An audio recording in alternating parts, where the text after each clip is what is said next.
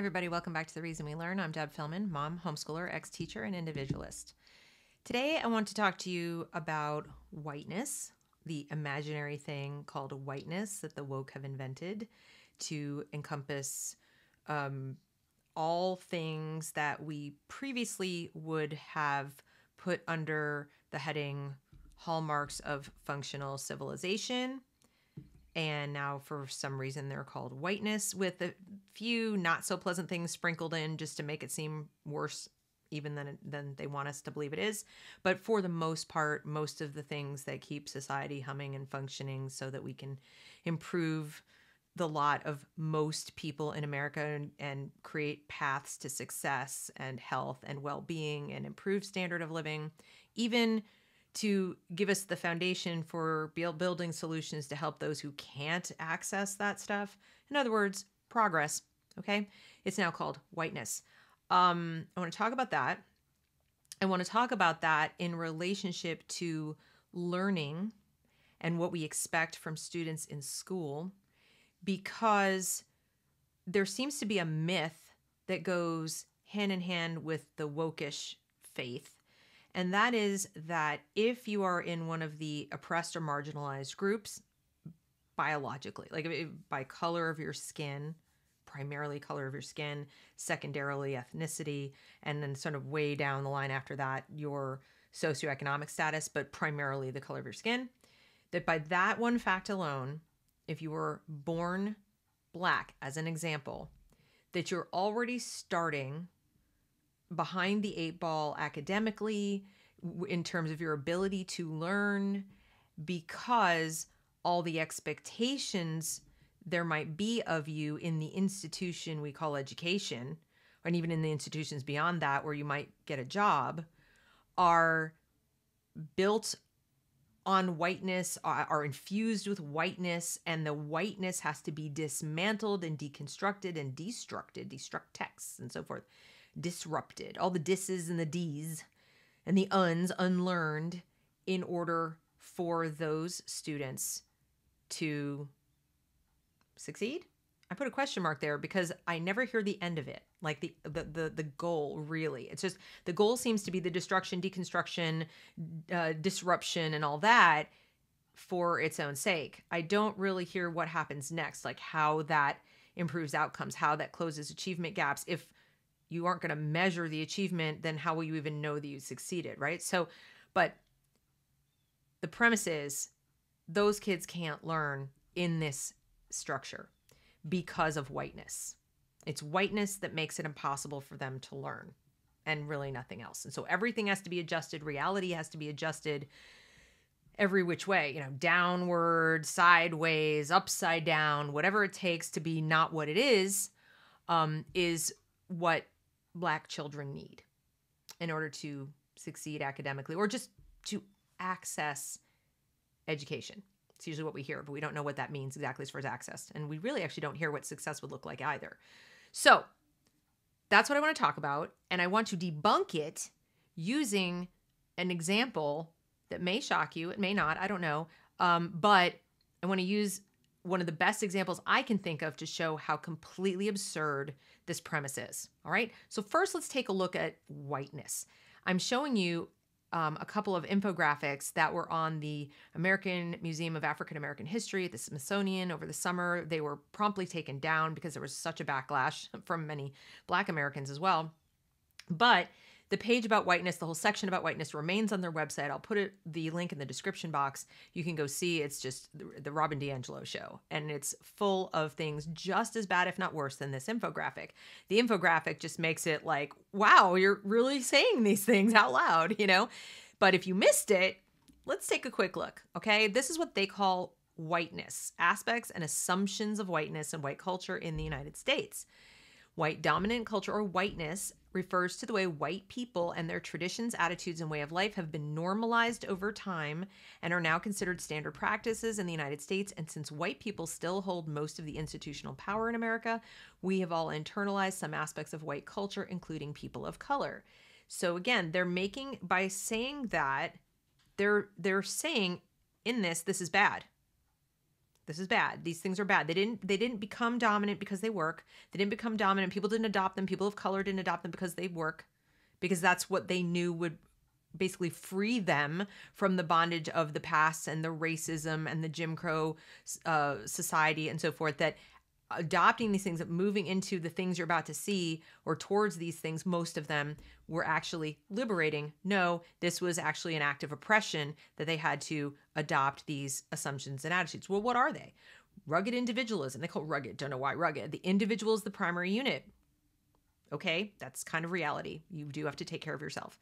Self-reliance, independence and autonomy, highly valued. Why wouldn't they be?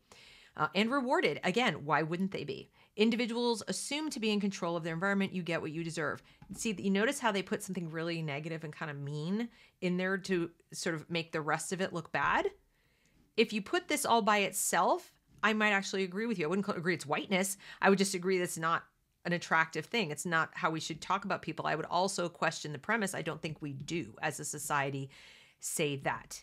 We don't assume people are in complete control of their environment. I've literally met no one except somebody really ignorant. And I rarely meet people that, like in connection with education in particular, who would ever say this, ever. You wouldn't go into education if you believe that. Okay. You always believe there's hope and progress and so forth. So they put that on the end so it stays in your mind. So you forget the really good ones like individual primary unit, self-reliance, independence and autonomy. Yeah, that all sounds good, right? Now, family structure. The nuclear family, father, mother, 2.3 children is the ideal social unit. The numbering is just minutia to make it seem petty. But the nuclear family, father, mother, and the father-mother part too, but the nuclear family of having two parents in the home, yes, father and mother most often, has been studied in long-range studies, and they show pretty conclusively that the outcomes for children are better. Overwhelmingly. That's what the statistics show, that the kid is going to grow up, happier, healthier, better adjusted mentally, and all these kinds of things when they are a product of a nuclear family. Not always, of course, there are always exceptions, but that the outcomes tend to be better. And it's really noticeable. Husband is breadwinner, head of household. Okay, now you're taking us back to like before 1960. And in the middle class, even before that, because people have been working two income households, at least part-time, for a long time. Wife is homemaker and subordinate to the husband. This is ancient history. This is not, any assumption of modern American society. Children should have their own rooms and be independent. Well, children having their own rooms is actually pretty new as well. If you look at the sitcoms of the 70s, the kids did not have their own rooms. They shared. That's because we've actually progressed where more people are in the middle class and can afford to give their kids their own rooms, especially if you only have two kids. As for being independent, why shouldn't they be? Why would we not want our children to be independent? The whole point is to launch your children so they are fully functioning adults. Emphasis on the scientific method. Why is this bad? Objective, rational, linear thinking. Not always, but in areas where it's appropriate. Absolutely. Cause and effect relationships. Important to study. Yes, it is. If you ever want to solve a problem. Quantitative emphasis. Only when you're doing quantitative analysis. Qualitative analysis is important too. But it only tells you the why and the how once you've correctly identified the what. The what gets identified with quantitative analysis. Otherwise, you literally don't know if you have a problem at all, much less what it is.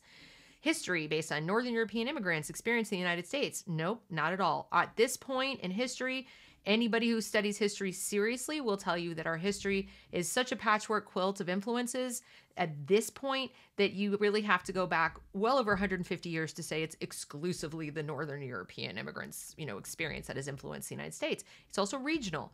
Go to New Orleans and you're going to have a completely different experience than going to California or New Mexico or so forth. Different influences, much different influences. The primacy of Western Greek, Roman, and Judeo-Christian tradition. Yeah, probably true. It is primacy. But this implies primacy is bad. It does. Our legal system, or at least a fair chunk of it, comes from from the Judeo-Christian background. And so it doesn't mean you have to be Jewish or Christian, nor does it mean that the religious component, the mystical components of these faiths are part of our tradition. It just means that the sort of system of laws, 10 Commandments and or common law, or even Hammurabi's code, which was like sort of gave birth to the idea that we should have laws and these sort of things. This is why we have laws. I mean, that's just the evolution of mankind. And Again, it has worked pretty well, which is why it has also disseminated from Western European, Greek, Roman, Judeo-Christian influences to parts of the world that are definitely not Western or European. They now also have things like constitutions and legal codes and so forth that you could probably trace back to, if you wanted to look at them, pretty similar to the Ten Commandments in many respects, but they're obviously not Jewish or they're obviously not Christian. Protestant work ethic. There are some Catholics in America who are going to take issue with this, okay? It's not specifically Protestant, it's just work ethic. But you see, they put Protestant on there to make it sound icky, all right? Hard work is the key to success. Is it not? Explain to me how it's not. Oh, okay, somebody might inherit a bunch of wealth. Is wealth the same as success? A lot of people would dispute that. They say success, not wealth. So because they say success, I'm going to say that hard work is the key to it. Yes, it is. Doesn't mean you're going to be wealthy. Work before play. Kind of works well. I don't think it's a white thing. Go to parts of Africa and you will see some very hardworking people. Same thing in Mexico. Same thing in China. Same thing in parts of the world that are definitely not white. Okay? You are going to see people working their butts off before they play. And if they don't, in some places, there are societal pressures that make that not okay. It's not a function of whiteness. If you don't meet your goals, you didn't work hard enough. Again, why we tack on something ugly and nasty and oversimplified that someone might say to you and call it whiteness, and it doesn't even fit in the Protestant work ethic.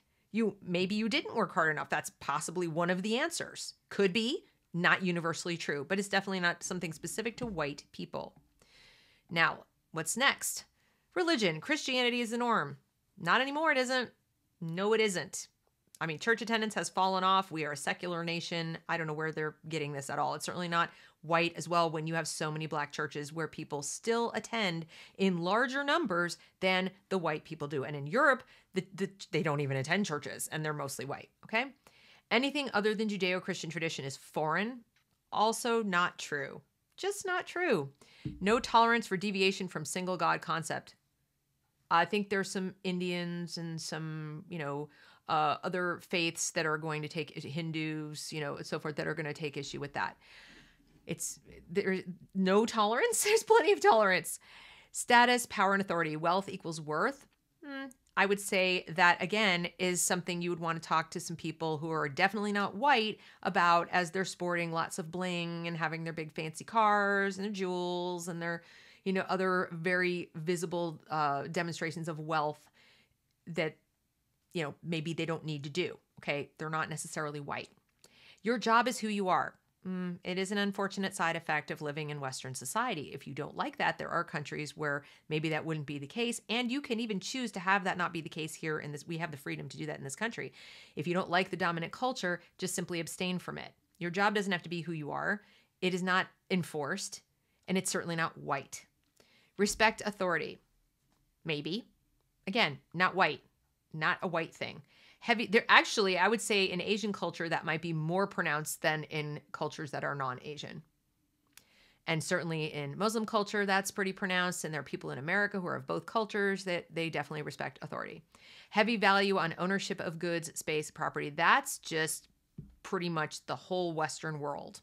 Got to tell you, that's just how it is. Most of the world, in fact. Future orientation, plan for future, delayed gratification. Why is this bad? You should have instant gratification. You shouldn't plan for the future ever. Progress is always best. Well, I don't know. Regression isn't really a great thing usually, but I don't think progress, if you assume progress is good, progress usually means something good, right? People don't call themselves progressives because they want to be associated with something negative, do they? It's just a question. So if it's not always best, then what is it? Regression is sometimes good. Maybe now I'd like to regress to where we focused on progress. Tomorrow will be better. That's called optimism. Not sure why you would want to think otherwise, but okay, tomorrow will be worse. Follow rigid time schedules. Rigid, again, they stick in an ugly word where the rest of it is a perfectly fine statement. Nobody is saying that it's part of whiteness to follow rigid time schedules. Being on time is important. Time viewed as a commodity. Yeah, it is. Not altogether good, but also not white.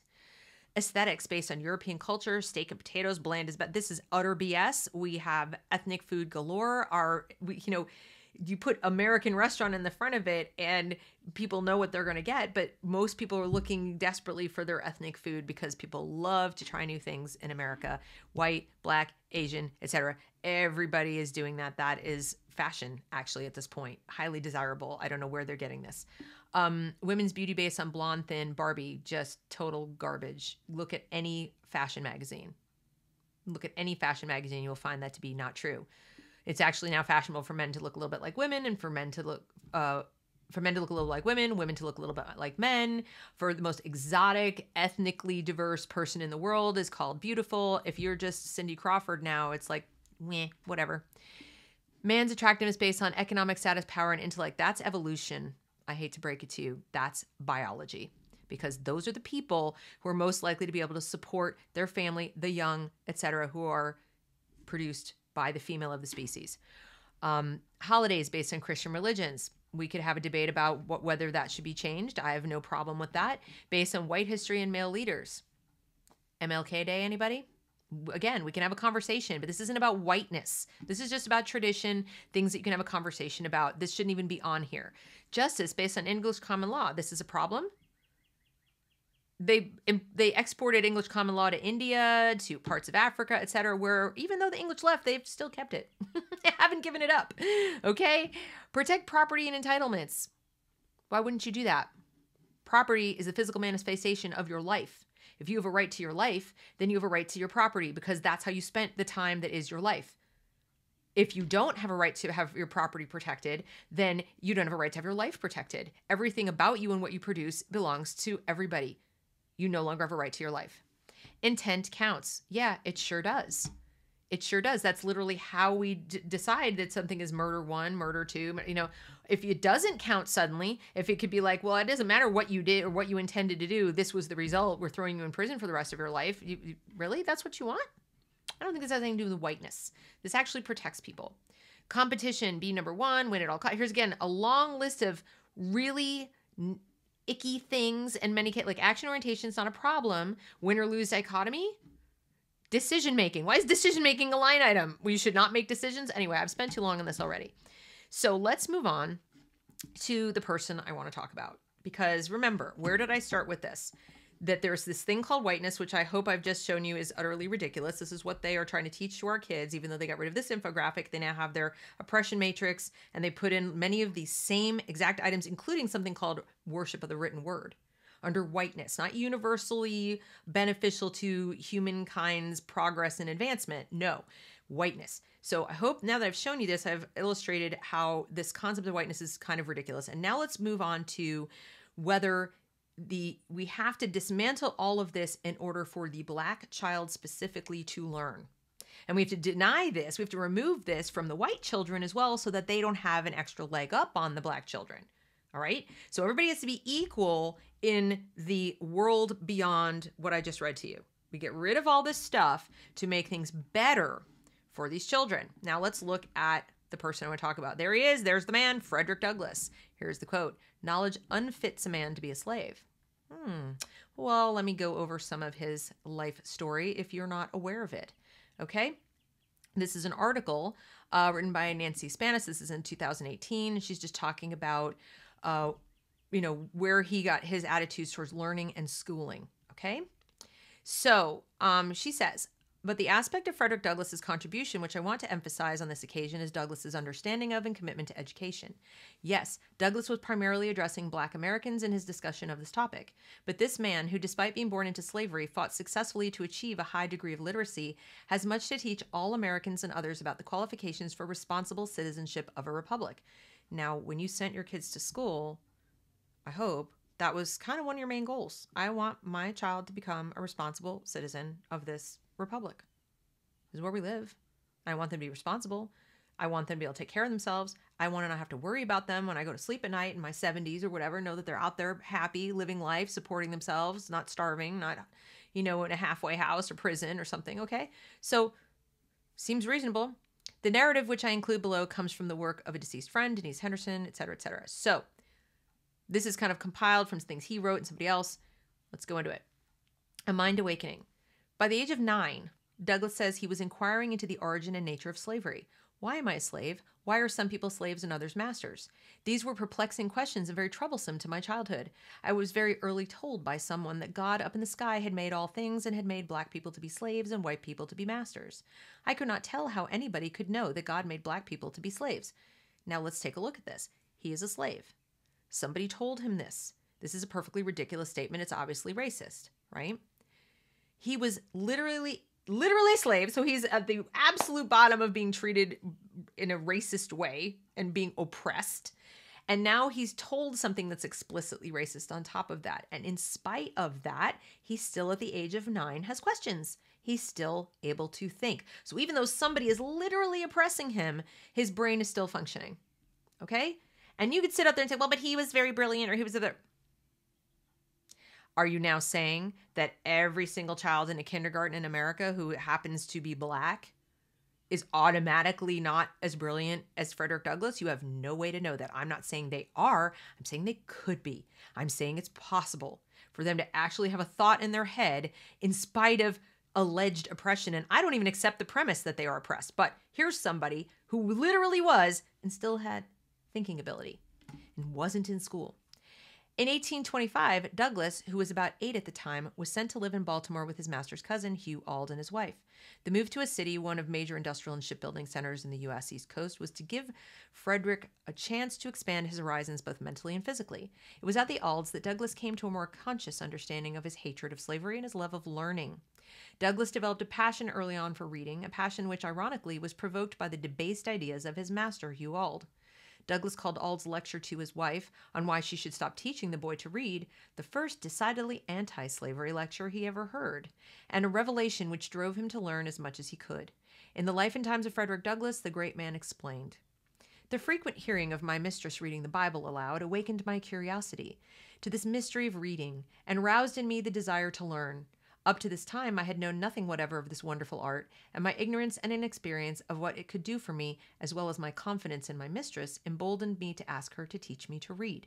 My mistress seemed almost as proud of my progress as if I had been her own child, and supposing that her husband would be as well pleased, she made no secret of what she was doing for me. Indeed, she exultingly told him of the aptness of her pupil, and of her intention to persevere, as she felt it her duty to do, in teaching me at least to read the Bible." So remember in the whiteness chart, the Judeo-Christian, and oh, it's terrible, whatever?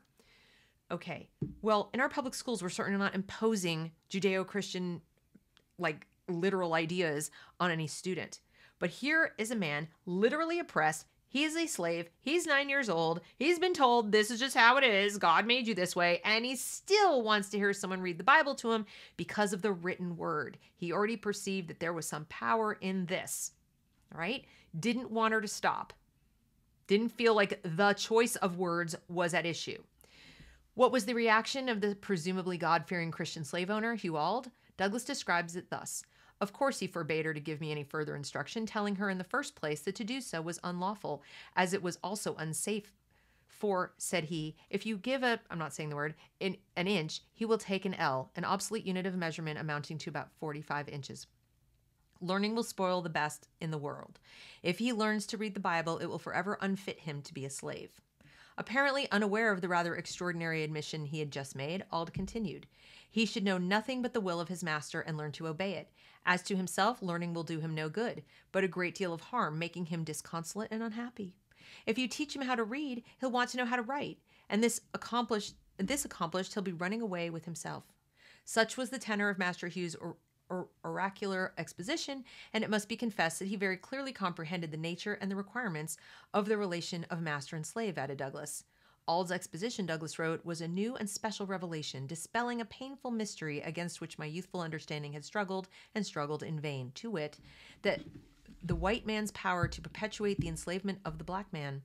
Very well, thought I, knowledge unfits a child to be a slave.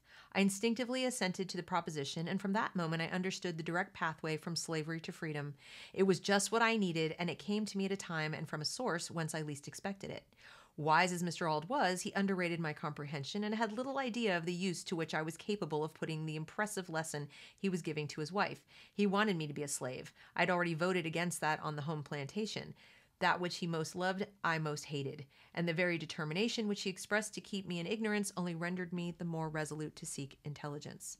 So now we have students in our classrooms and we're telling them they're victims. They can't possibly get ahead. And this is terrible racist society. And the only thing they can hope to do is fight it, fight it, fight it, fight it. We don't tell them there's power and knowledge. We don't tell them that the thing they need to do is learn to read as well as they possibly can. We don't hold them to a high standard of doing it. We are pushing for, math that's easier. This is called white. Math is white and reading is white and these books are white and we can't have them read anything that's more difficult than X because, oh my gosh, they can't possibly succeed. Does that sound familiar? It's the exact opposite. Instead of teaching these children that you should apply yourself more than ever because this is your freedom. This is how you will get ahead. You personally, you, the individual, can move past any obstacle in your way, white, black, Asian, whatever obstacle you perceive and from any supposed identity group can be dealt with if you are knowledgeable. You have knowledge. You have power. No. Why? Because he's talking as an individual about individual power. And as I've said before on this channel, they're not interested in that. They're not interested in that. They're talking about the legacy of slavery while trying to reinstitute it by rendering millions of children as ignorant as possible. Frederick Douglass would be appalled. Okay? Then he says, education will subvert slavery. On December 1st, 1850, Frederick Douglass gave a speech called The Nature of Slavery in Rochester, New York, in which he emphasized that the slave who had been bestialized by his master was still a man, and that one of the great weapons that could be put in the hands of that slave was the right to learn. The slave is a man, said Douglass, the image of God, but a little lower than the angels, possessing a soul, eternal and indestructible. He is endowed with those mysterious powers by which man soars above things of time and sense and grasps with undying tenacity the elevating and sublimely glorious idea of a God. It is such a being that is smitten and blasted. The first work of slavery is to mar and deface those characteristics of its victims, and which distinguish men from things and persons from property. So the first work of slavery, mar and deface the characteristics of its victims. You're black, you're a victim. Those white people over there, they want to oppress you. They always will. Unless they get out of your way or they do things specifically to lower themselves, you cannot possibly get a leg up. Is not that not literally making someone so conscious of their skin color to the negative that they are marring it? They're making it an inherent negative, which it's not, of course. And he's saying that's the opposite of true. That is false. Okay? It cuts him off from his maker. It hides from him the laws of God and leaves him to grope his way from time to eternity in the dark under the arbitrary and despotic control of a frail, depraved, and sinful fellow man. Now, we know they're secular, and I'm not trying to be religious here. I'm not religious, okay?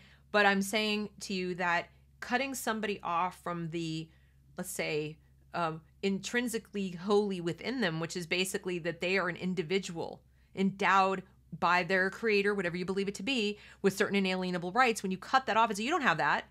You don't have that because white people, because whiteness, because this culture, because this knowledge is white. It will forever hold you back.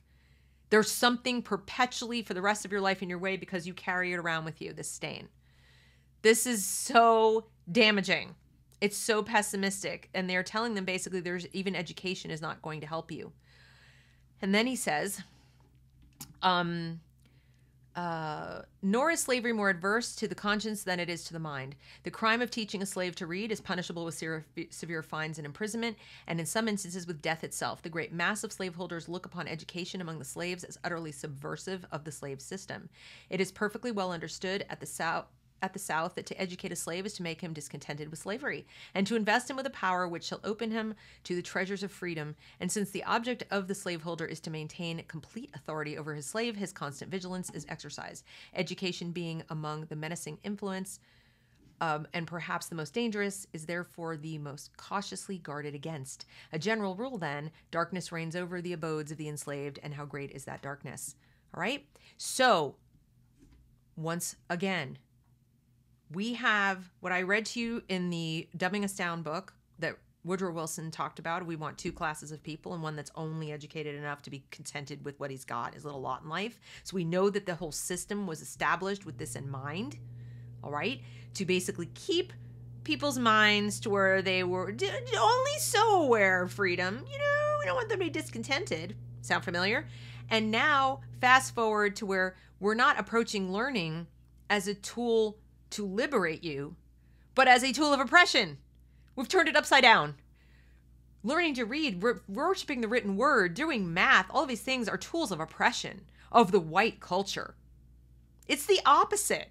Not having them, denying them is a tool of oppression. Not teaching them, pretending they're too hard or too complicated or just too oppressive if you don't want to admit that what you think is they can't learn. And let's be honest, that's what they're saying. Can't or shouldn't. And why is that? Or they should only learn the one thing, that they should be angry. How does that help them? How does that lift them up from where they are? Throughout his life, one issue which Douglass understood as non-negotiable was that of universal education. In the 1890s, when Jim Crow laws took hold and lynchings of blacks were becoming common, Douglass knew that if the black American was not to have full equality, then he would have to become educated in order to fight for that right. Thus, Douglass, who during the war had toured the North giving a speech on the mission of war, after the war toured schools and colleges to foster the literacy of the citizens. All the citizens, by the way, not just the black ones. He appreciated the difference between ignorant voters and those who were informed of their rights and privileges and who could thus, in turn, appreciate the rights and privileges of the so-called downtrodden. His message was always the same, that the illiterate man was a slave and the literate one a citizen of a free republic. Man, not black man, not white man, man, human. That's it. We are dividing it across race. And he's saying, I want everybody to be literate. I want everyone to learn. I don't want these people to learn less so that they can look like these people know more. But that's what they're saying in the school districts that are getting rid of grades and getting rid of tests and getting rid of all the things by which we measure achievement, who say, in fact, that achievement itself is this white thing. It's like, ugh, individual achievement, icky. Ooh, can't have that. Douglass read avidly, including Shakespeare, remember Shakespeare? They want to cancel Shakespeare, the destruct, or is it destruct texts? Robert Burns and other key English language poets. When invited to address the Robert Burns Anniversary Festival in Rochester, New York, he noted, though I am not a Scotchman and have a colored skin, I am proud to be among you this evening. And if any think me out of my place on this occasion, pointing at the picture of Burns, I get that the blame may be laid at the door of him who taught me that a man's a man. One of Douglass's articles were What Are the Colored People Doing for Themselves, which appeared in his first newspaper, The North Star, made the point that despite prejudice, African Americans could still develop their potentials. It should never be lost sight of that our destiny for good or for evil, for time or for eternity, is by an all-wise God committed to us, and that all the helps or hindrances with which we may meet on earth can ever release us from this high in heaven imposed responsibility. It is evident that we can be improved and elevated only just so fast and far as we shall improve and elevate ourselves. Douglass was not speaking lightly. He had lived the very words he wrote. And I will go back down here. Frederick Douglass had already learned at the age of 10 that the difference between a slave and a human being was the ability to be able to communicate ideas freely. And whether he was conscious of it or not, at that point, he had singled himself out to become the champion of those who had no voice. So, and then we're back to that garbage. So when you look at this, and then you listen to the words of somebody like Frederick Douglass, a literal slave, literally oppressed, literally denied a formal education, who figured out all by himself, because it was told to him in no uncertain terms, ironically, by one of his masters, that education frees a slave, makes him unfit to be a slave. When you look at those things side by side, I hope that you can begin to see how incredibly racist, oppressive, regressive, insulting, and abusive the woke version of education is, specifically for children of color, but really for all children. Because as Frederick Douglass points out, all people, all men, he said at the time, should be literate, because only when they are fully aware of their own rights and can communicate their ideas freely and easily can they understand the rights of others. And that is just the message of this entire YouTube channel. The reason we learn is to be free. To pursue happiness in this republic requires us to use reason. Everything these people are pushing is going to undo all of this and enslave us all. Thank you for listening. Thank you for watching. If you like this video, I hope you will like, comment, share, subscribe to the channel. Thanks for watching.